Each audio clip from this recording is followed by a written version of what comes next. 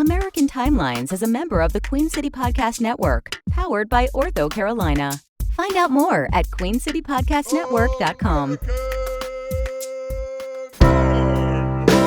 So now I'm obsessed with time. Come on, tell me about the time. Had it all in my hand tonight. Had the time of my life. When the words all come down like blues on Tuesdays come down. Throw it all away. Throw it all away. Welcome to another episode of American Timelines. I'm Amy, and that's Joe. Yes, and we are going to continue. We're almost done with 1951. We've got all the way to November. We're just trudging through very slowly, and we're glad you're back with us, time heads. We have a very special guest this week. I'm very excited to finally get Taylor on our show. Ladies and gentlemen, I met this. Well, we'll talk about it. I'll just introduce her, and then we'll talk about where I met her. Okay. From the creator and director of the Foreward Podcast. Please welcome Taylor Fraser. Hi, Taylor. Hey, good to see you, Joe and Amy. Thanks for having me. Yeah. Thanks for coming. Thanks for being here. So, the Foreward Podcast, that's how you call it, right? It's not just Foreward Podcast, it's the Foreward Podcast, right? Yep, that's right. And it's spelled funny. So for anybody in your audience who wants to look it up, Foreward. Yes. The Foreward Podcast. Okay. And I will warn you, you won't be able to stop listening, so set aside some time. I mean, this is up there with Serial and things like that. So, and it's also very emotionally challenging, like it's traumatic. And so I almost wonder if you need you give a warning at the beginning of each episode. It's that there is violence, and if you have PTSD or if you have triggers from violence. Now we're living in a world, and especially our country, where I don't know what the percentage of people that have lived now through a mass shooting, but it chronicles a school shooting in Blue River, Colorado. And Taylor, this is based on your true life, right? Yeah, that's exactly right. So for many years now, I've been wanting to make a podcast about the story of the school shooting that I survived when I was 14 years old. Oh, my gosh. And so the pandemic kind of provided me a perfect opportunity to have the time and energy to go ahead and do it. So I wrote the script, which is over 300 pages in a week. Oh my and then gosh. I hired That's awesome. 60. I hired. Oh no, not even. It was 70. I hired 70 actors, and we recorded them one at a time to perform the story of what happened and the aftermath and how people coped in my community. Yeah. So it was a super intense process, but it turned out to be. I think a really powerful podcast, and it's an audio drama, so it might remind you of like watching a television show, just not being able to see the screen. Mm-hmm. Yes. So it's a little bit different than your average podcast. Mm-hmm. Yeah, it's definitely different, and I would have never thought I would enjoy something like that. No offense to you, but that's not the kind of podcast I listen to. I rarely I've given up even listening to nonfiction anymore. Like I'm just immersing myself in goofy shit. I get that, and really I hadn't even really heard of an audio drama before I made it.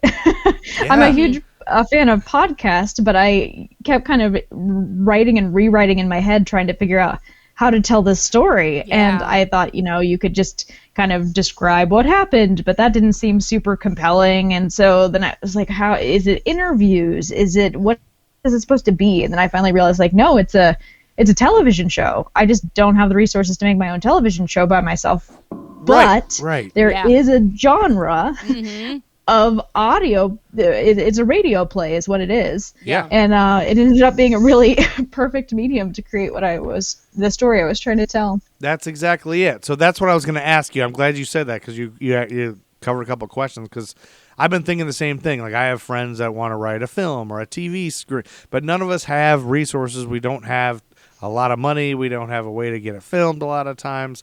And so I've kind of mentioned to them, hey, you got to listen to this Foreward podcast. Like it got right away at the beginning when you were still developing some of the characters and hadn't gotten really like into the shooting yet. I was just like, oh my gosh, these actors are good. This is this is well done. And the sound that you've done is so well. Like, I feel like I'm in a movie kind of thing, like that I take with me throughout my house. Like, I listen to it while I'm in the shower, and then I take the movie with me in the car. But it was That's so good. Funny. A lot of people have told me that they listen while they're like cleaning or while they're taking a shower or whatever. And it's kind of a weird and cool medium, because I don't think as adults we have very many opportunities to like imagine a world. Like, maybe if you're reading a book, maybe, but otherwise I don't as an adult like play pretend and go, I think this place looks like this and this person looks like that. And so it's kind of cool to listen to this story unfold, and you have to invent every aspect of this world as you're listening, and everybody has different ideas in their head as to like, this character probably looks like this, or the school looks like this, or it's kind of cool that like everyone has their own thing they've dreamt up in their head. And there's so much sound design. I had a couple editors who were really talented who helped me put it together, and it was neat the things that they would add, like the sounds of slamming lockers. Well, in real life there weren't lockers at my high school. But I love the way it sounded, and I love that as they listened to the production, they're like, in their mind there were lockers, so now there's lockers. So it became this cool hybrid of what was in my imagination, what was in my editor's imagination, how the actors interpreted the characters, which were different than the real people, and it turned into this really cool, magical thing for me.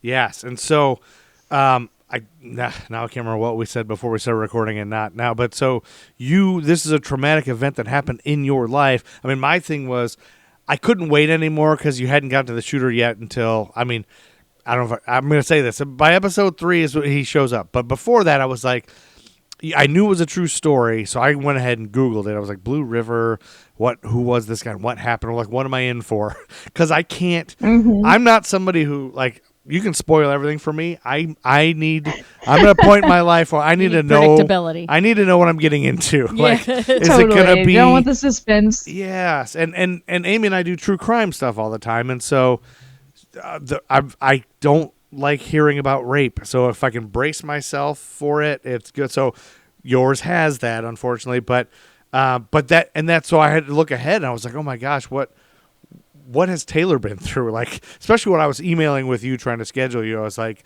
does this poor girl, like, did she get shot herself, or where was she? And then I've kind of since seen, but so can I talk about what this guy did? I mean, can we talk, or is that giving away too much? Yeah, you're welcome to. And I guess just to provide context, what happened that day is that a man wandered into the school.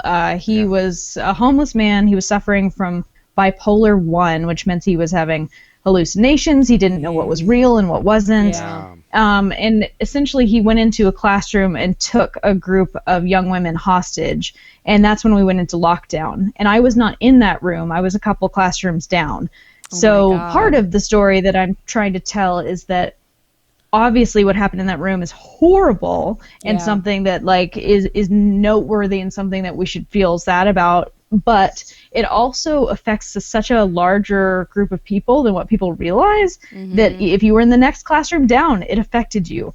If you were in the next building over, it affected you. Yeah. If you are the mother of somebody in that building, it affected you. If you're the father, if you are the coach, if you are the Cub Scout leader, if you are the boss, it affected you. Yeah. You know, and it's one of those things people don't realize, that it's like this huge ripple effect, and the whole community overnight had PTSD and was suffering from trauma that they're probably still dealing with today.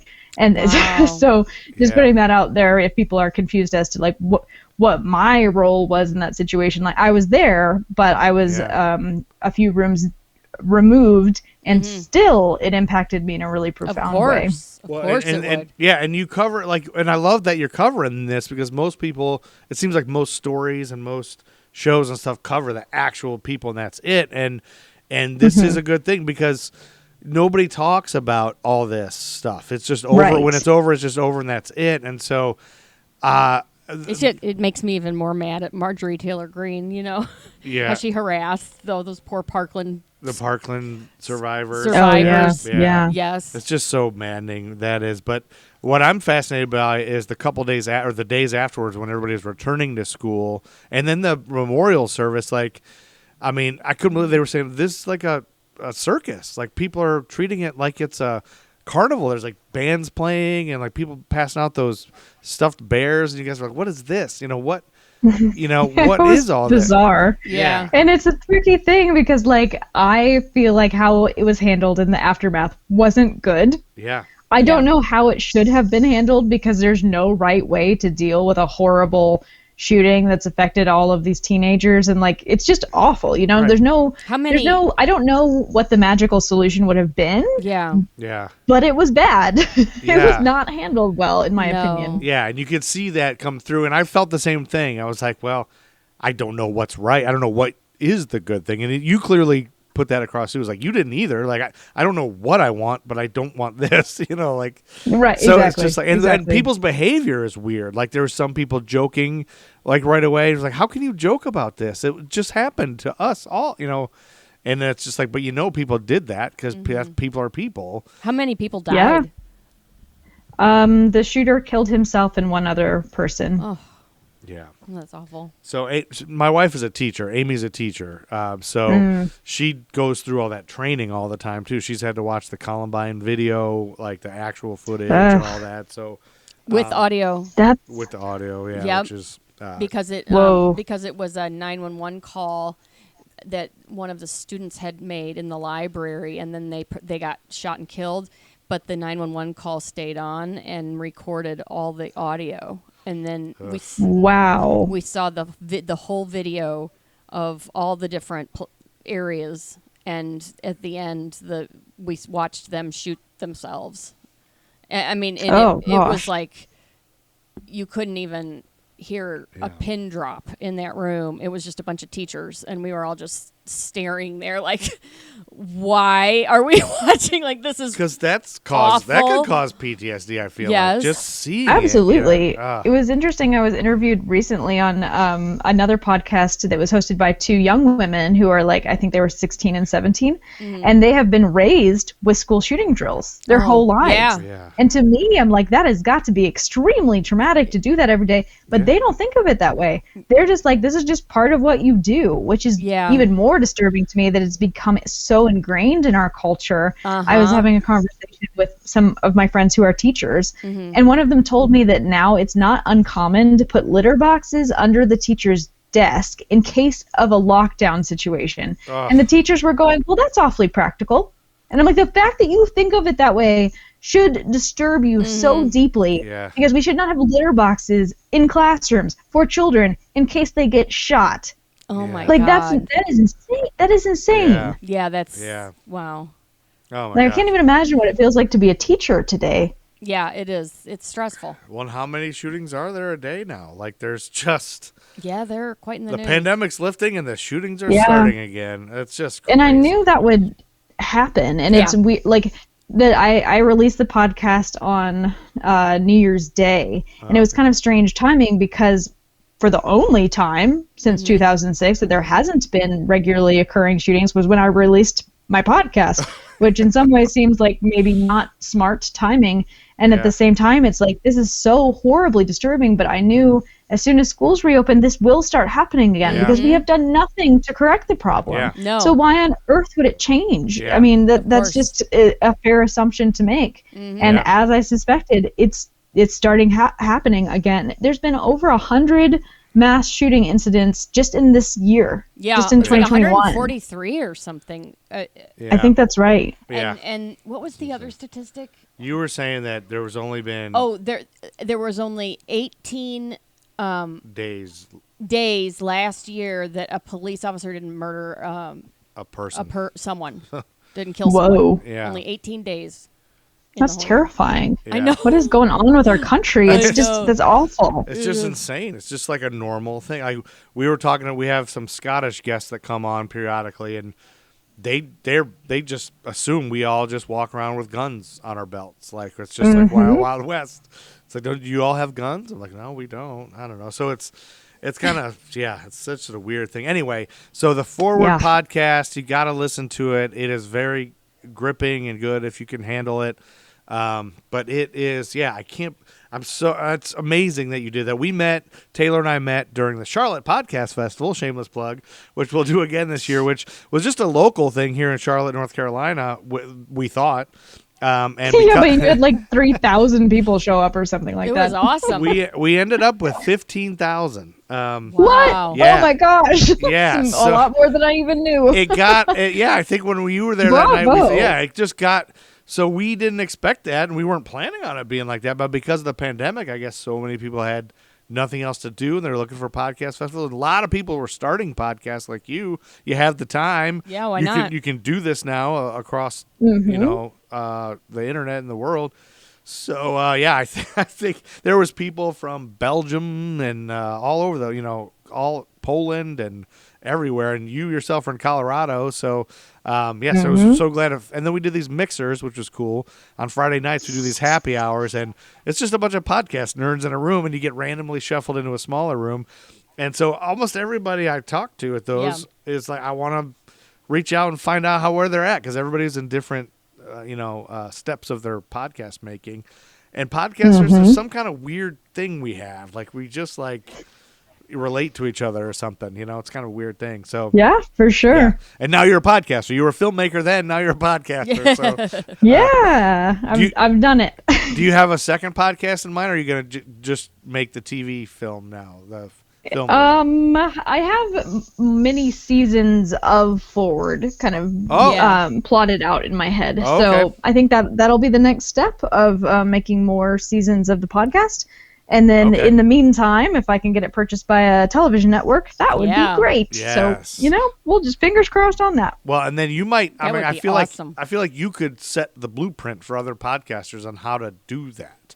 How to you create, it'd be like your pilot is a podcast, and then you make a film out of it, or a TV show. Exactly. That's so cool. Oh, so I didn't realize the podcast is going to keep going in all those seasons. I know you're going to follow 15 years in the scripts, but you're going to do that in the podcast as well.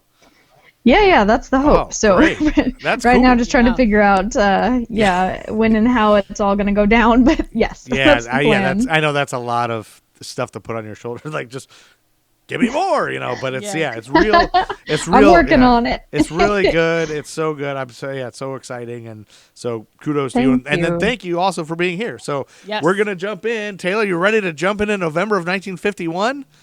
Well, yeah, of course. Into our little goofy time capsule here. So we are going to start at the beginning of the month when on the 1st of November, Jet Magazine was founded by John H. Johnson.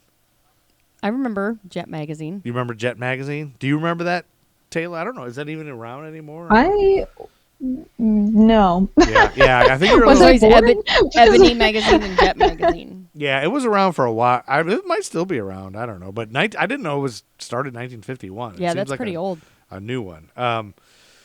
So I don't have anything else about it except it started. November 4th. So I'll tell you, I often fall into, as you probably imagine, doing research for this, I end up falling down rabbit holes on the internet, and in Wikipedia particularly. Yeah. So you could see you probably did a little something. It's like you find one nugget of information, and you're like, well, I got to know more about this person. And then you're reading into their bio, and they have some event that happened, and then pretty soon you're not even on the event anymore.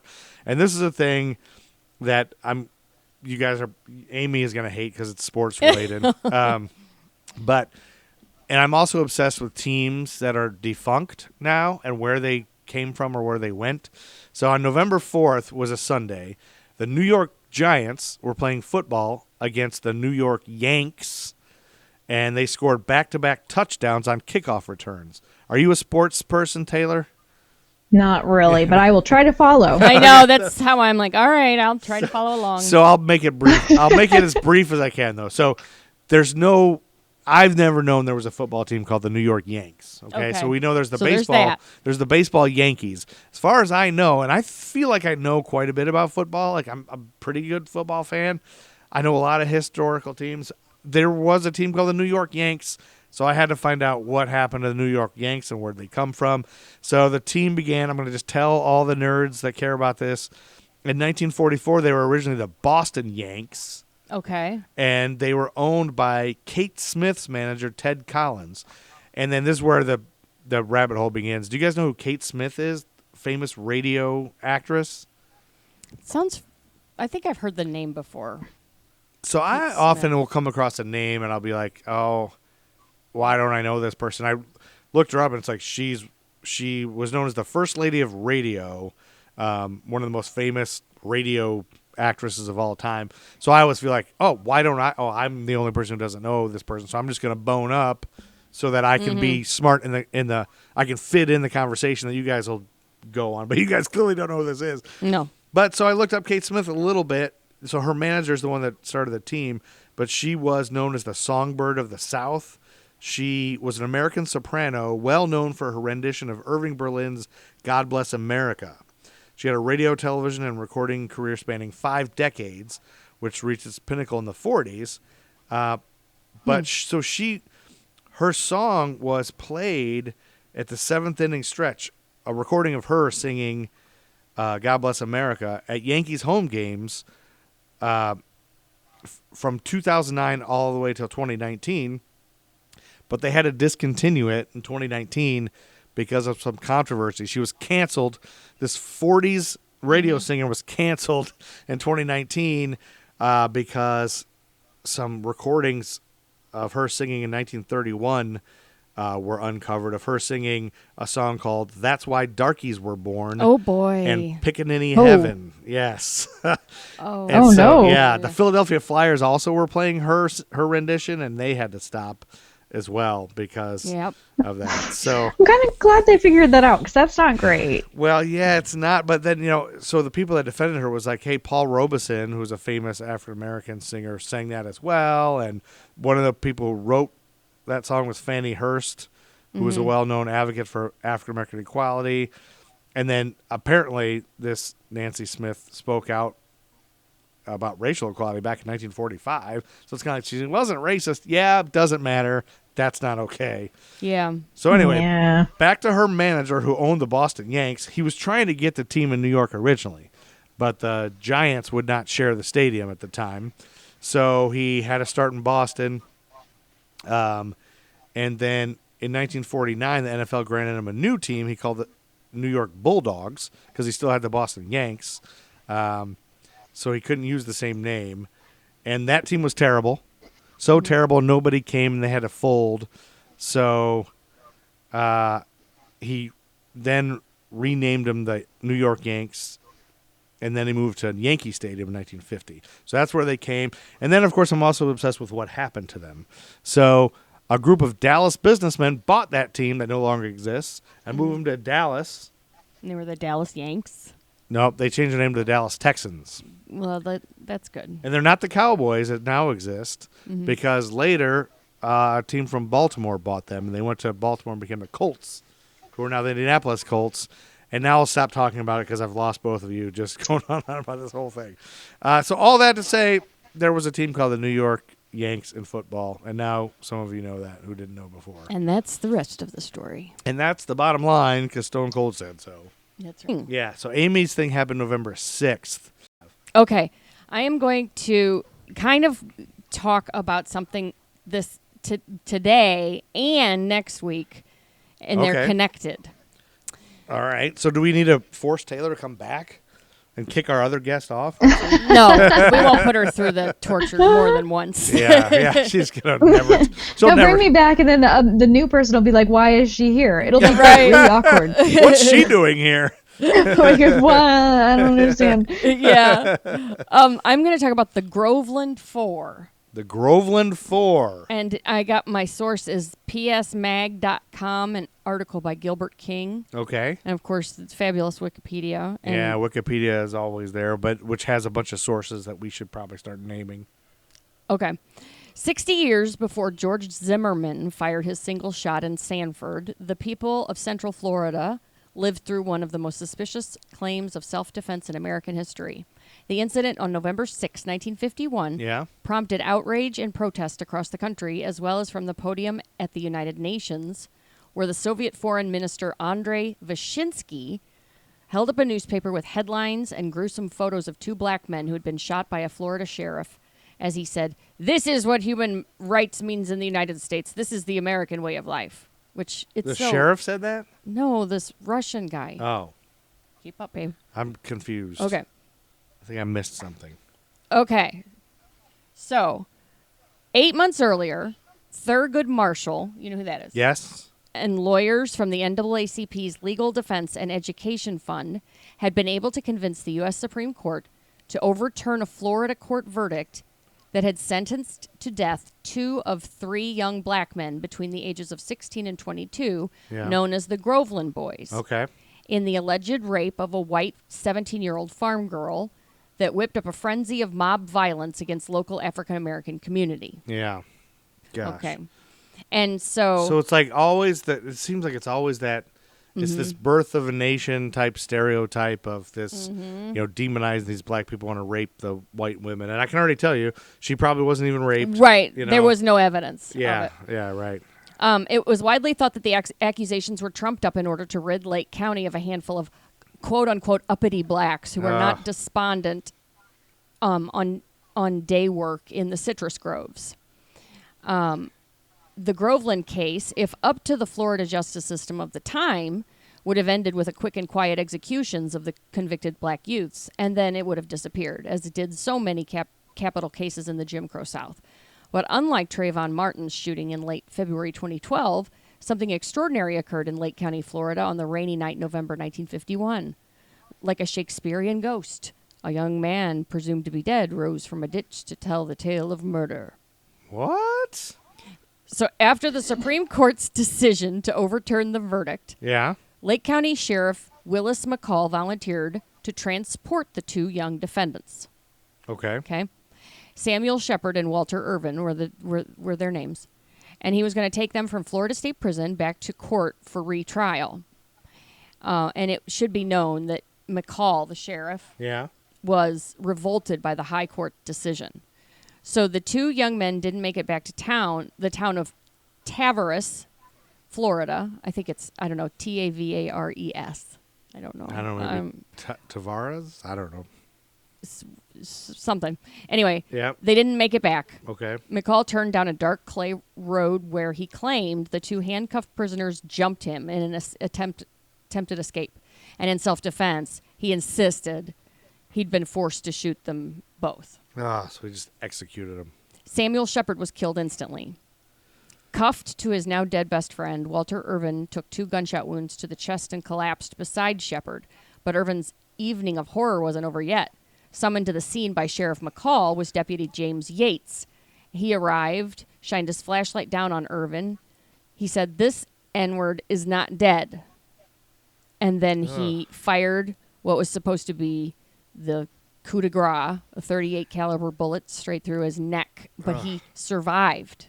What? That's how he knows what happened. Oh. While he lay on the roadside, McCall and Yates moved into the glare of the sheriff's Oldsmobile headlights. They ripped at McCall's clothes, rumpled his Stetson, and struck a blow to his head that produced a trickle of blood. Thus, the 2 men concocted and substantiated their story of an attempted escape. Right. They're hitting themselves afterwards, Then they summoned witnesses to the scene, but it wasn't until a photographer's flash fired 15 minutes later that a prosecutor on the scene noticed that Walter Irvin was still alive. So then he goes to the hospital. Yeah. And then the next morning, he tells Thurgood Marshall and the FBI his version of what happened. Yeah. And he says that the sheriff had shot him and his friend in cold-blooded murder. But he was black, and he was convicted of rape in the eyes of the state. So, and next to the testimony of the popular sheriff, his version didn't carry very much weight. A coroner's jury, made up mostly of the sheriff's friends, swiftly cleared him of any wrongdoing, concluding that he had indeed acted in self-defense. And this Judge Truman Futch. Truman Futch? Yep, it's his name. That's a real name, Truman Futch? Truman Futch. Judge Truman Futch, y'all. He was the Groveland trial judge. He declined to impanel a grand jury on the grounds that the coroner's jury had proved to be so thorough there was no need for a grand jury investigation. So FBI agents were nonetheless... Fuck Truman Futch. Went back to the crime scene and dug into the soil beneath Walter Irvin's spilled blood. The FBI offered to make their forensic evidence, which supported Irvin's version of the shooting available to prosecutors in order to secure indictments against McCall and Yates. But Judge Futch said, nuh-uh. Futch. So the incriminating evidence remains sealed in the FBI files hidden from Thurgood Marshall and his NAACP attorneys. Sheriff McCall, with the help of powerful friends in Florida and supportive public that believed a trial would be a waste of time and money, had escaped yet another civil rights investigation. And I think that's where I'm going to leave it, because I think it starts getting into... So it's like a cliffhanger? Yeah. We've never had a cliffhanger. Well, no, because we know that he escaped. And, hold on. There is one thing I want to say. Give me 1 sec. Let me just scroll here. I wanted to tell you that they did, in 2016, the city of Groveland and Lake County each apologized to the survivors of the 4 men for the injustice against them. Really? So All they admitted 4 were that posthumously exonerated on April 18th, 2017 by a resolution of the Florida House of Representatives. That is a long time. The Florida Senate quickly passed a similar resolution. Lawmakers called on Governor Rick Scott to officially pardon the men on January 11th, 2019. So the case was uncovered Yeah. later? Like unsealed or whatever? Yeah. The Florida Board of Executive Clemency voted to pardon the Groveland Four, and newly elected Governor Ron DeSantis subsequently did so. So he did one good thing. All right. Well, okay. So okay. So that's where we're at. That's where we're at. So it was no good and awful, but he survived, and he did go to prison. The guy's got away with it while in the 50s. And he went to prison. Yeah. For that rape, but then he got out in like 10 years, and then he died like a year later of heart disease. After he got out of jail? Jeez, Of course. But, man, he had to have some troubles from that shooting, like getting shot in the neck and stuff. Like, I know. He had to have some health ability issues, probably. I would guess. Yeah, but absolutely. Yikes. Well, that's tragic and terrible and not exciting and fun. But I can't, I don't get, I guess that's not your typical, like, serial killer that people are thrilled about. But I don't, as far as I'm concerned, I don't get the difference. Like, I don't get the true crime thing. I know this is a true crime podcast, kind of, but I don't get it. So I just still make you sit through it, even though you don't get it. Well, yeah, and I'll keep sitting through it, and you got to sit through my stupid sports teams and where they've relocated to. Yeah, okay. Good deal. So, okay, and there's another thing, Taylor, I'll let you know about what we do on this podcast but I think I've found the way to finally correct it. This might be the way to correct it. Amy hates birthdays, you see. And so no, I don't. I hate birthdays. She doesn't hate birthdays, but I cover when famous people are born. When we get to their birthday, sometimes a notable person, I want to cover that. I'm like, hey, this is the day so-and-so was. They were born in 1951. She thinks that's dumb, especially because I pick usually stupid. He picks it like people that nobody cares about. Yeah, like sitcoms. Like obscure humans? Yes. Okay. Yes. Anyway. Okay, yeah. So, yeah. But I think I found a way. I kind of touched on it last episode. I sort of kind of danced around who it was, and you guys had to guess. Okay. And so I dropped a little clues, and so this might be the way to do it. And I think I've got a way. So I've only got 2 birthdays this time. Okay. But I think they're fun the way I say them. So you have to try to guess who this is. Okay. Taylor, I know you're a little younger, so you might have a little challenge, more of a challenge than us. We're old. We're mid 40s, so yeah. It might be a little different. But so on this day, November 9th. Amy hates birthdays. Amy hates birthdays. November 9th was a Friday of 1951. Victoria and Matt Ferigno, who was a police lieutenant, welcome to Sun. Ah, dang it! I wasn't going to say his last name. Yep. They welcomed the Sun into the world in Brooklyn, New York. Lou Ferrigno. I meant to not say that last name. I screwed up the whole quiz. Yes. I was going to say soon. And Matt, what's his name? And Matt, whatever the first name. Soon after he was born, it was believed he suffered a series of ear infections, and he lost 75 to 80% of his hearing. Yep. Though his condition was not diagnosed until he was 3 years old. Taylor, do you know who Lou Ferrigno is? Lou Ferrigno, you know who that is? Okay. So his hearing loss caused him to be bullied by peers during his childhood. They used to call me Deaf Louie, deaf mute, because of my hearing and because of the way I sounded. Oh, poor guy. So Lou Ferrigno, did you know, he's this little kid that was picked on, so he started weight training at age 13 because He wanted to. a bodybuilder and Hercules star, Steve Reeves, was his role model. But he couldn't afford to buy weight, so he made his own using a broomstick and pails filled with cement. Oh, isn't that And that's how ingenious. he got big and buff. He was Hulk and Spider-Man were also his big heroes, which is ironic because he played the Incredible Hulk later. And the biggest whole thing was, part of this thing I'm trying to wedge into these stories of birthdays is notable alumni of like what high school they went to, because on Wikipedia you can look at people's high school and then look at who else went to the school. And this is a big one. He went to Brooklyn Technical High School, where he learned metalworking.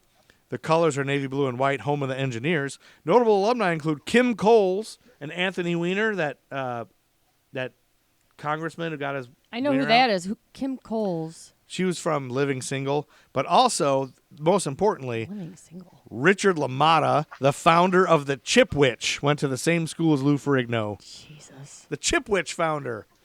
All Do right. you know what a Chipwich is? What a Taylor? legacy. I know. It is a legacy. Anyway, that's all I'll say about Lou Ferrigno's Now you got to come birthday. up with a song that says Amy hates alumni. Amy hates notable alumni. Yeah, I'll figure that Pretty out later. much. But I'm moving the notable alumni to this other podcast I'm working on with my buddy Steve. So Okay, good. then I'll eventually phase out of this. Okay, that brings us to Taylor's thing on November 10th, 1951. Taylor, you have something to tell us about, right? Let's turn over to Taylor Fraser. I do. Yeah. All right. Yes.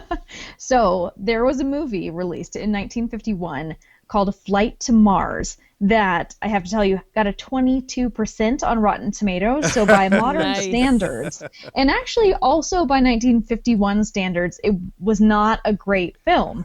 But it doesn't mean it wasn't very entertaining for me to watch. Essentially, the plot is that a newspaper reporter and some scientists decide they're going to go to Mars.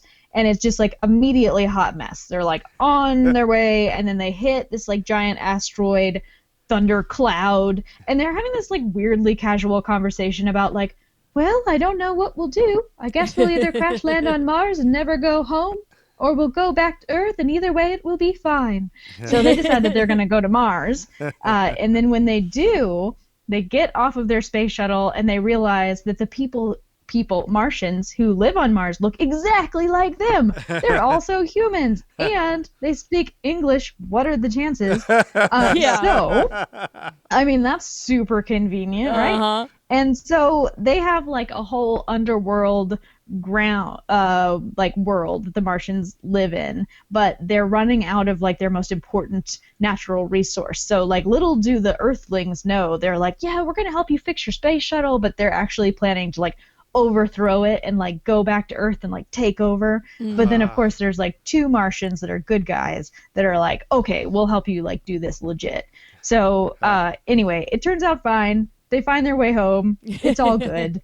But the movie was like, it was not well received. Apparently in 1951, people had like a real obsession with space travel. Oh, yeah. Which is interesting because we didn't actually go to the moon till 1969, I believe. Yeah. Yeah. So, but we were still obsessed. That didn't stop us apparently.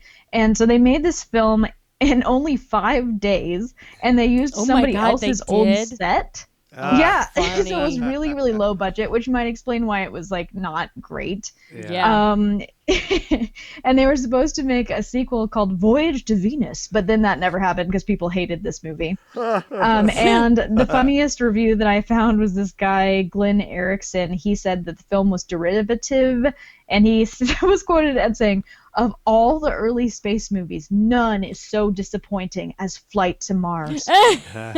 So, Like you know, he's not a glowing expecting a recommendation, lot. but Yeah. Yeah. yeah. Yeah. Oh my god, that's so hysterical. But that's a pretty bad burn. I of know. all of the space movies. And This film is anyway, derivative. very entertaining though. I love that. Yeah, because there were derivative. there were some bad space movies. We've covered a couple of them. It's like the MST3K type movies. Where that they would watch on MST3K. Yeah. Right, for sure. Yeah, and this one I watched the trailer to it on YouTube was hilarious. Just seeing this, like, oh my gosh, I can't wait to talk about this. So I was glad you watched it. That's cool. That you took the time. It was to watch hilarious. Yeah. They wore these funny. spacesuits, the like Martians that were like pastel colors, which I found very humorous, Yeah. and they looked a lot like Oompa Loompas. Yes. And in one scene, they're like, "Oh no, the Earthlings don't have cute outfits like we do, so we'll make you some." And they're wearing these like insane outfits with like wings that come off their shoulders. And the thing my the gosh. reason why they want to make these outfits for them is that they are so comfortable. Okay, well, good then.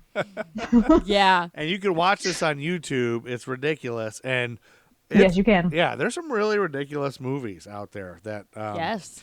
a lot of times I'll play commercials from space TV shows from the 50s because those are ridiculous, and they're always like in the middle of the thing they go Ralston cereal and rice checks are also like things right in the middle. and then right back to the Power Man, and they get the goggles. You can get the goggles in the cereal box and all that. So I'm just fascinated with the 50s culture and how people spoke, and like it's just so crazy.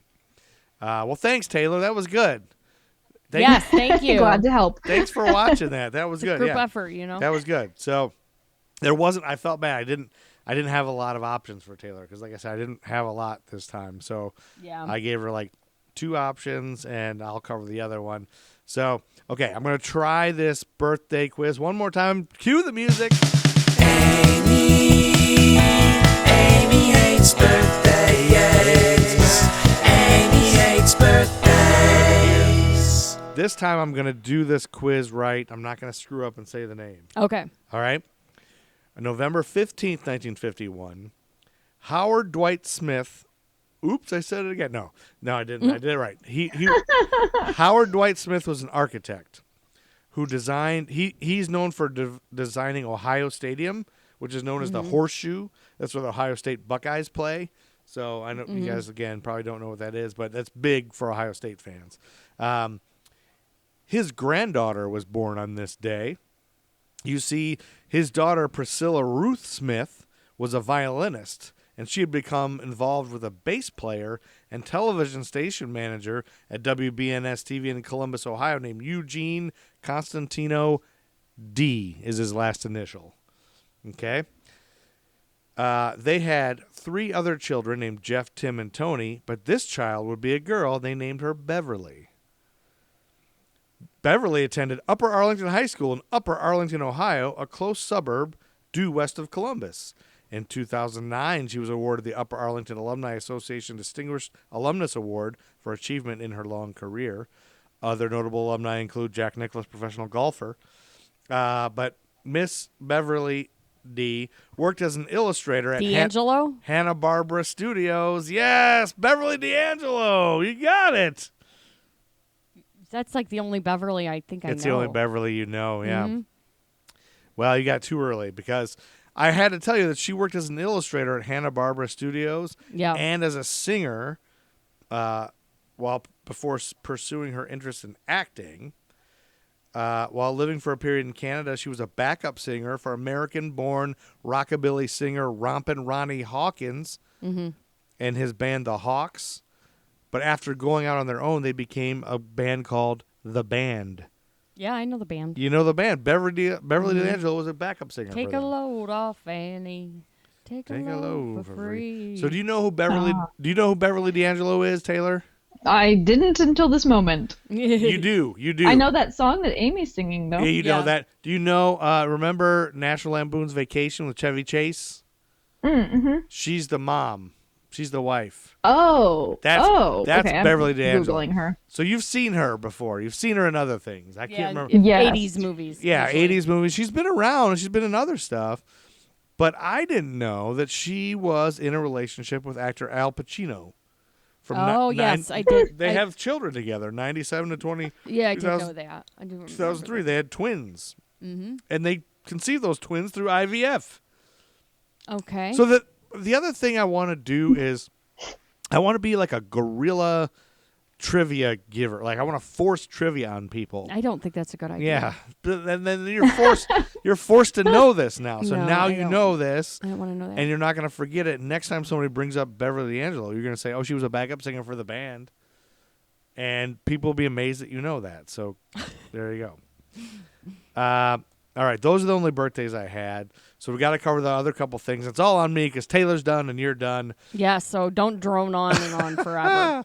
Okay, this next thing I didn't look into at all. November 22nd, 1951, Mm-hmm. Pope Pius, because I don't really know a lot about religion, but Pope Pius the 12th declared at the November 22nd, 1951 opening meeting of the Pontifical Academy of Sciences that the Big Bang Theory does not conflict with the Catholic concept of creation. Oh, there's some progress. In 1951, they said that, which I was surprised. I would think they wouldn't like the Big Bang. Mm-hmm. Okay, and this was the other option I gave Taylor, and she was like, no, thanks. Keep that. I researched it. I might have something to chime in. We'll see. Oh, you did? Oh, you did research Yeah, it. I looked at both. I just thought the Mars vacation was more entertaining. Do you want me to just turn it over to you on this one, or do you want me to just... No, you go, and then I'll just chime in if I have anything to add. Because I don't know if I have a lot, but I got my info from AlabamaPioneers.com. On November 25th, 1951, two passenger trains collide in the CTC territory at Woodstock, Alabama, USA, killing 15 passengers and 2 employees. Ooh. And on this AlabamaPioneers.com, a lady named Shannon Holland talked about it. She said that a rerouted train led to the collision of 2 passenger trains near Woodstock, Alabama. It was a steamliner and a Louisville, Nashville train, the Crescent. I don't know if those mean anything, but they collided after the L&N train was rerouted on the Great Southern track because a barge damaged a bridge on the L&N side. The Great Southern train was headed from New Orleans to New York, while the Crescent was headed south. The Crescent was running as the second section of a southbound Southerner, the article said, whatever that means. Mm-hmm. The northbound Southerner pulled into a siding near Woodstock to permit the southbound Southerner to pass. However, for an unknown reason, the northbound train moved out of the siding into the path of the second train, the Crescent. An investigator with the Interstate Commerce Commission thought perhaps the engineer of the northbound train, who was killed, might have mistook a ray of sunlight for the signal to proceed. Oh, God. And so more than 60 people were injured in the crash. And there are pictures online of it, and it looks pretty devastating. And so what I linked here next was just that YouTube video that I sent you, Taylor, that is basically a guy explaining the whole thing. And so I was just going to let that guy explain it, but then I probably technically can't use his thing or whatever. So I wasn't sure if I was going to do that. But do you have anything that you found on it, Taylor, that's better than that? No, I watched the video that you're referring to, and that's kind of, he made it sound like there's like a pull-in spot where, like, I think they were aware that there were 2 trains on the same track, but they were like, no worries, there's like a pullover spot. And for whatever reason, they didn't. And so it's not like a situation where you're like driving and somebody bumps into the back of your car. It's like a head-on collision. Oh my and God. The pictures are horrible. Like Wow. I can't even imagine how scary that must have been for the people on that train. Yeah. It's so crazy that we cover so many things. I mean, we've been doing this for a while now. So we did all of the 60s, and in the 60s there was an ungodly amount of bus accidents, and a lot of them were buses falling off of cliffs. Like there was it seems like there was just there was a while there was like every episode there's like 3 buses that fell off a cliff. Like they just I mean, and a lot of plane crashes. Horrible. And, well, I guess when planes were first going, a lot of crashes, but I don't know why. Yeah. Interesting. Was at that time, like, did more people take buses than like owned a private vehicle? Was it just like statistically there were more opportunities for buses to crash, or am I making that up? That's what I wonder. A lot of them were in all over the world and stuff too, so like remote areas and things. So I think it might be just that a lot of people probably have buses, and so you're probably where not everybody had cars, maybe as much, or Yeah, it's a good thing. And then Yikes. and then flight was kind of new, so you can guess there's going to be crashes, but Yeah, I would think that'd take a long time to figure out how to do that correctly, Yeah. 100% of the time. So, yeah, that's almost everything. The last thing that happened was on November 27th of note. I mean, I'm sure there's plenty of things that happened. In 1951, when the first rocket to intercept an airplane in White Sands, New Mexico occurred, and I got that info from Take Me Back To, which you can put in any date in history, and it'll give you some events and things that might have happened. It's the only place you saw that? It just had that sentence, but I couldn't find any more info on it. So, and that's really all I had. But we've been around the horn. We've been covering a lot of different things this episode. And Taylor, I feel like I have like 100 questions more for you about your podcast. Yeah. So, oh gosh. So with the PTSD, so you really did, again, okay, let's talk about your podcast one more time. It's called the Foreward Podcast. You can get it anywhere, iTunes, everywhere you can get your podcast. You got to listen to it. So have you gotten any feedback from any of your friends from school that were also there and involved? And has anybody been like upset or like, why are you doing this or anything like that? Or has it all been positive and supportive or? I was expecting that would happen. Mm-hmm. Yeah. And I have been very pleasantly surprised that has not been the case. Oh, good. There are certainly people who are choosing not to listen to it because it's difficult for them to listen to. Right. Yeah. And when those people reach out to me, I encourage them to, not listen to it. It's not everybody's cup of tea. If it's not going to help you process what happened, then that's not good. I don't want people to listen to it, that it's going to re-traumatize them. For me, it was a way to heal, but if it's not for them, I don't want them to force themselves through it in order to like support me or whatever. So that's really the only feedback that I've gotten that has been negative, but otherwise it's been overwhelmingly positive that people are saying, wow, someone finally told our story. Yeah. Because these tragedies happen, it's on the news, and then it disappears, and everybody forgets about it. Yeah. And it is like an awful, intense story, and it feels weird to like go about your life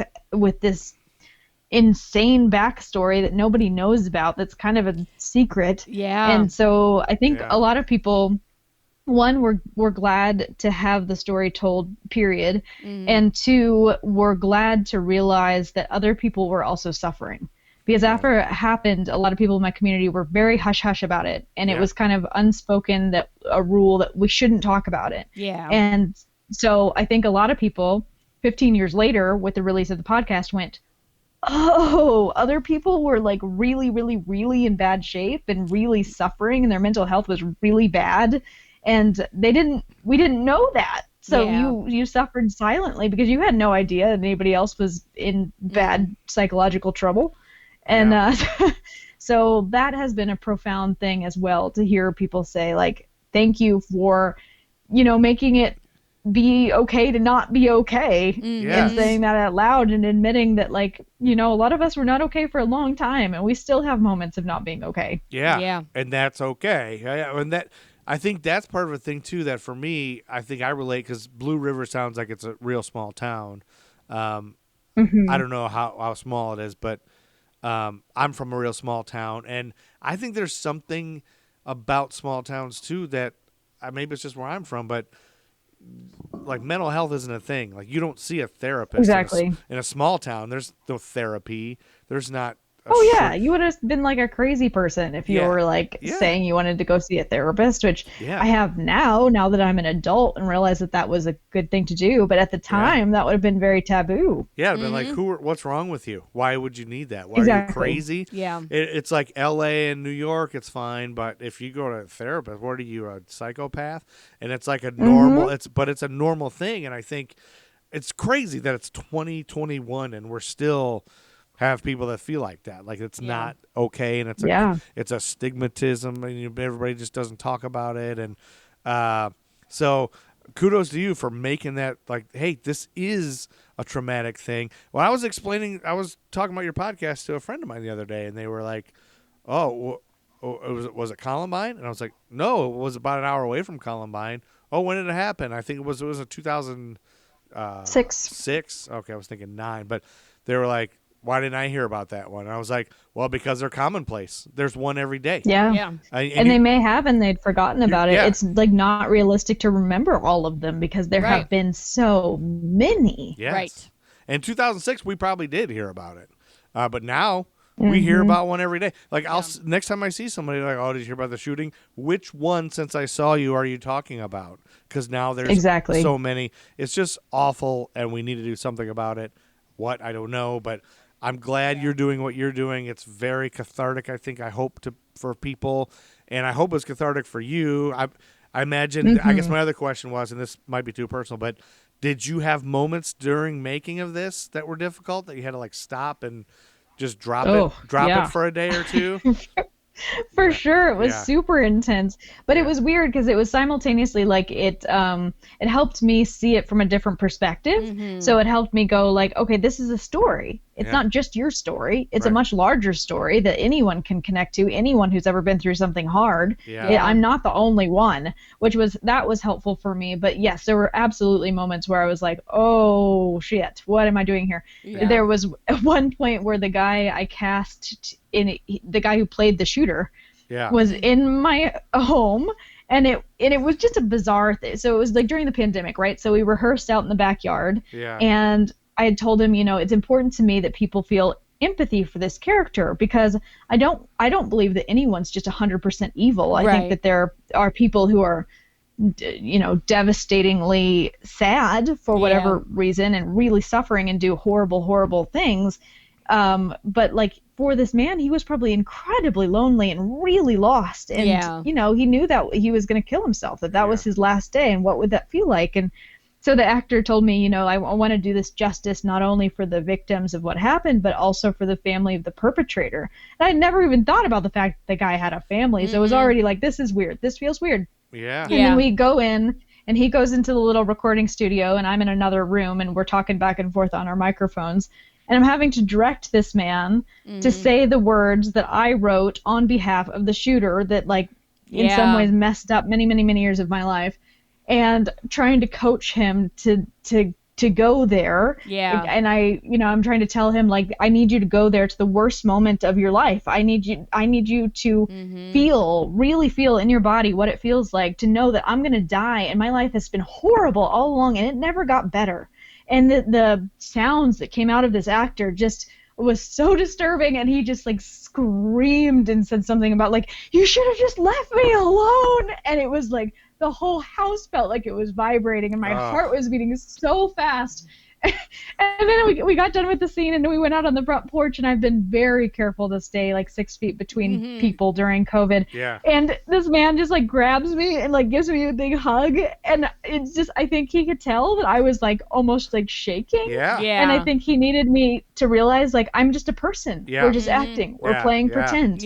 But for me, it felt so real because this was a real person in my life. And I don't know, but it was cool because for the first time in my life, I was able to at least begin to access the idea of forgiveness of like, really, I'm hurting myself by letting this person's actions control me for the rest of my life. When really he was probably just a really broken person who made a series of really bad choices. Oh, it's devastating, but it's so good and it's so heart-wrenching. And just to add a levity to it, I was listening to that moment in the parking lot of Ace Hardware right before I was going in to get something from Ace Hardware, and I had my windows down, and I was so gripped I wasn't aware of where I was, and there's people out there, and that guy starts yelling, and of course everybody's looking at me sitting in my car like I'm not, no, it's not, everything's okay, I'm not on the phone, it's a podcast. Really. It's like whatever, like it sounds like somebody's yelling at me through my phone, like screaming at me, I've had quite a few people reach out to me that they've been in parking lots and gas stations in Colorado, in other states, where they heard the podcast on somebody else's car radio. And they stopped to be like, what in the world? Because it's like the intro credits of like, this is the Foreward Podcast, and people are like texting me from Missouri, and they're like, you would not believe what I just heard in this parking lot. It's so weird to know that it's streaming in over 30 countries. Like, it's just bizarre to think that this thing that I made up in my brain has now been viewed by tens of thousands of people. That's awesome. Congratulations. Wild. That is so cool. Thank you. Yeah, it's so Yeah. amazing. Yeah, congratulations. It's worth it. And what a great idea. And I mean, it's like I said, I'm inspired to make something like that. Maybe mine would be a comedy, but this is a thing you can do. You can make an audio drama as a podcast. Absolutely. It's so cool. What a great idea. And so, yeah, great job, Taylor. Thanks for being here with us on American Yes, Timeline. thank you so much. I think Thanks for having me. I'm so glad we got you when we did before you're going to charge me $75,000 to have you on here. So, No, never for the two of you. Yeah. So, and then you know what? I think we'd like you to probably speak at the podcast festival this year if you're interested. That'd be so fun. I would love that. Yeah, it'd be so cool. So anyway, All thank right, you for time to listening. get out of here, Chuck Thanks for Berry. being here, Taylor, and we're out of here. We're done. We're gonna let Dale through. Don't try her, man, 'cause she dead. She take the laser beam and cut like that. Driving through your life like a Buick. Take you the wrong way home just to watch you scrub. She'll leave you inside out with a stutter. She'll introduce you to a restaurant or brother. You'll be crying for your uncle or mother. Before she turns you over to kiss your wounds. And when she shakes her hips, past the west. American Timelines is a member of the Queen City Podcast Network, powered by Ortho Carolina. Find out more at queencitypodcastnetwork.com.